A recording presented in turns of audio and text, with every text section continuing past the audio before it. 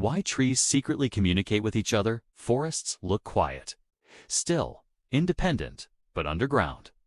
They're talking. Trees don't live as isolated organisms. They're part of a vast, hidden communication network, one so complex that scientists often call it the Wood Wide Web. This network is made of fungi. Beneath the forest floor, microscopic fungal threads called mycorrhizae attach themselves to tree roots. These fungi form symbiotic partnerships with trees, trading nutrients for sugars produced through photosynthesis. But they do more than trade food. They transmit information. Through this underground network, trees can send chemical signals to one another. When a tree is attacked by insects, it releases warning signals through its roots. Nearby trees receive the message and respond by producing defensive chemicals that make their leaves less tasty or more toxic. The threat spreads faster than the insects ever could. Older, larger trees, often called mother trees, play a special role.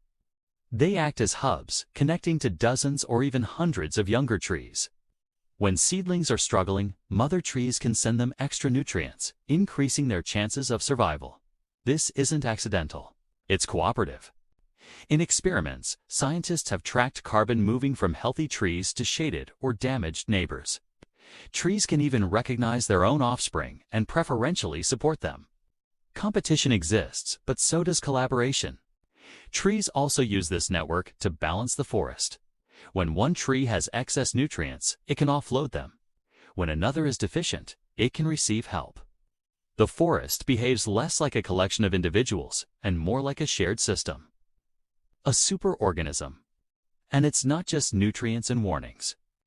Some signals seem to carry timing information, helping trees coordinate leaf shedding, growth cycles, and seasonal responses.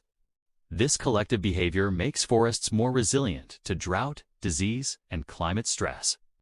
When humans disrupt this network through clear-cutting or soil damage, forests suffer long-term consequences. Trees replanted without their fungal partners grow slower, weaken faster, and die more easily. They've lost their communication lines. What's most striking is that none of this requires a brain. No consciousness, no intention in the human sense. Yet the outcome looks intelligent. Trees sense, they respond. They share. Silently, for centuries, we thought nature was built on competition alone.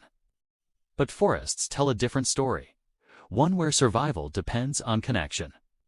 The next time you walk through a forest, remember, you're standing above one of the largest living networks on Earth, and it's been communicating for millions of years.